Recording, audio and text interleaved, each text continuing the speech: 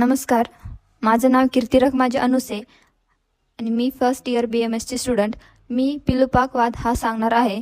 पाकच प्रक्रिया स्पष्ट करताना वैशेषिकांनी पिलूपाकवाद मांडला. पिलू म्हणजे परमाणू, पाक म्हणजे अग्निसंस्कार, वाद म्हणजे सिद्धांत. परमो अल्पियान परिमाणम इति परमाणू उच्यते, म्हणजेच ज्याचे परिणाम अल्प असते तो परमाणू होय. याचा संदर्भ प्रशस्त पादभाष्य यामध्ये आलेला आहे. पिलूपाकवादाच्या प्रक्रिया.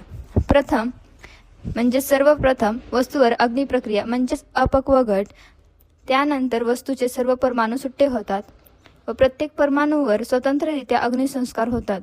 त्यानंतर पक्व परमाणूंचा संयोग होऊन नवीन गुणांसह कार्यरूप वस्तूमध्ये बदल होतो, म्हणजेच पक्व घट.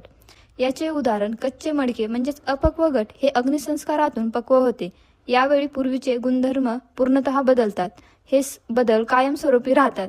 पुढील चित्रात दाखवले आहे कसे कच्च्या घटाचे रूपांतर पक्क्या घटामध्ये होते. थँक्यू.